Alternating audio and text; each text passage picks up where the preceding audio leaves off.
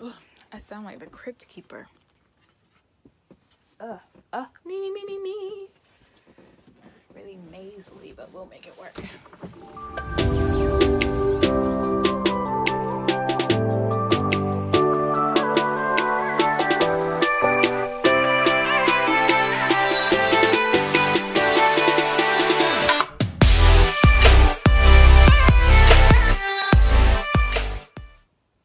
Hi guys, and welcome back to my channel.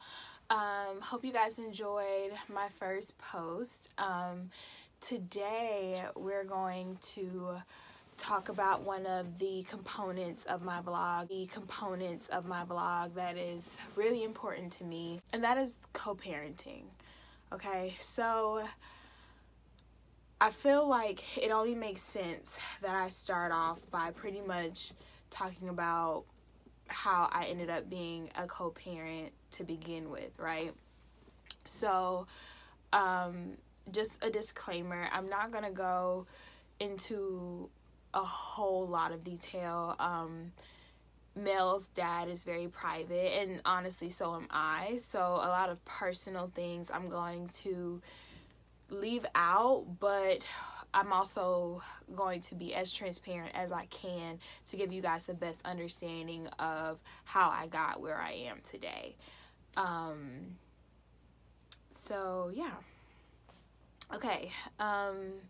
So I met Mel's dad in 2015. To make a long story short, things moved fast, and we got pregnant before we really honestly knew each other. To be honest, he and I had actually broken up when I found out that I was pregnant, and of course we got back together because we were having a baby, and neither one of us wanted to go forward with an abortion. So it was just like, we're gonna make this work, because neither one of us wanted to live separately, and have to do the whole co-parenting thing. So I had a great pregnancy. For the most part, it was pregnancy. We'll talk about that later. And I delivered Mel on Christmas of 2016. And he was extremely supportive. I want to make it very clear, this man came to every doctor's appointment, and I mean every single doctor's appointment.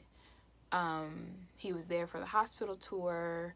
He was there, at, both baby showers.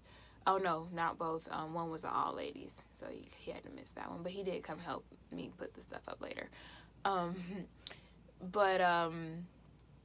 He was just very present, during that time. And, I gave birth to Mel, like I said, on Christmas. It was, kind of I don't want to say traumatic, because everything did, work out well. But it was a very stressful labor experience.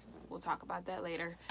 But, we left the hospital, and we started parenting. And it was hard for me, because I can admit it now, but I can tell people now, but I had PPD.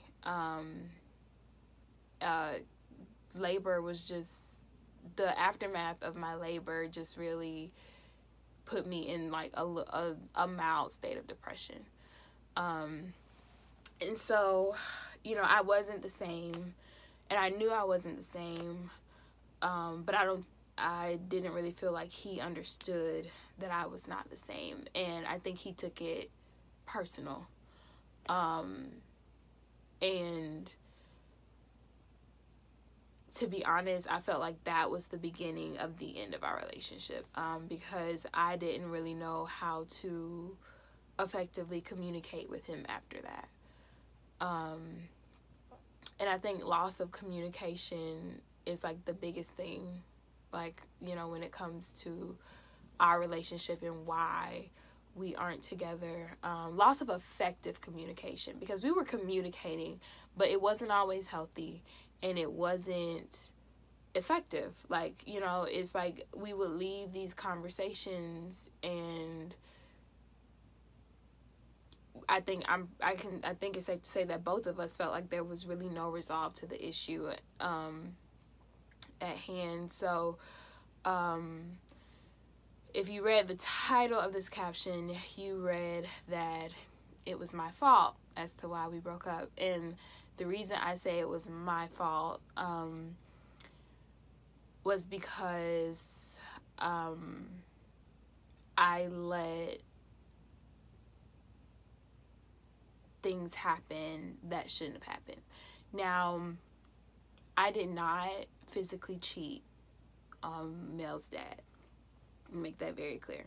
I did not physically cheat on Mels Dad. Did I cheat mentally and emotionally? Yes, I did. Just gonna put that out there.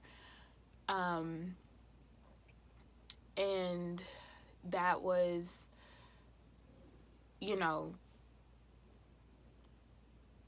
he obviously he wasn't feeling that. So we broke up, got back together within a week, and we're just like, we're gonna make this work. And it's like, once again, like, I remember sitting there thinking, like, after we got back together, like, this still isn't gonna work.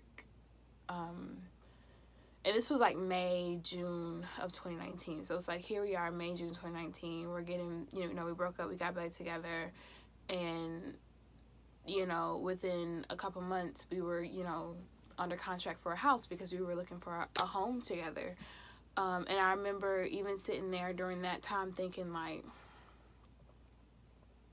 this still isn't right. Like, it still just did not feel right to me. And in like October, I started to feel the same way that I was feeling right before I cheated on him the first time. And I was like, this is not about to be my life. This is not about to be a cycle. I'm not about to do this to this man. So we are not about to be together. And, well, no, that we are not about to be together, that was not it. I pretty much was just like, we need to talk.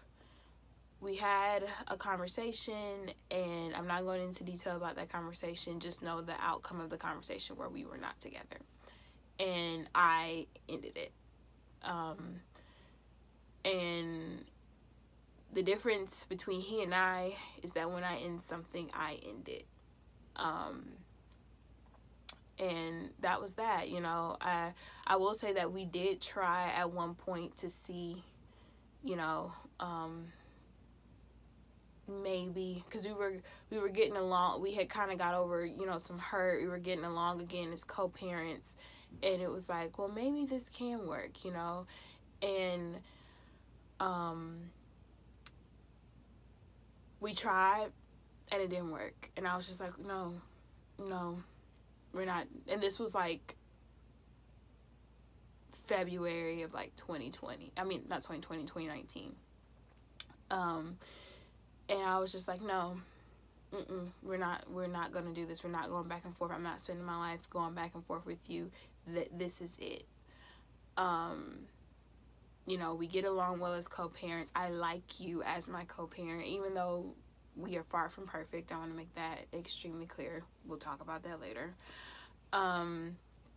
But I just wanted a healthy situation for my daughter, for myself, and for him. You know, it just didn't make sense to me to continue to string him along and string myself along, because I mean, that's really all I was doing. Like, I didn't even really truly believe that it was gonna work. And he felt that, you know what I mean? And even he was probably like, oh, you know, I can tell. Like, he wasn't probably like that. He said that, like, I can tell you're not really here.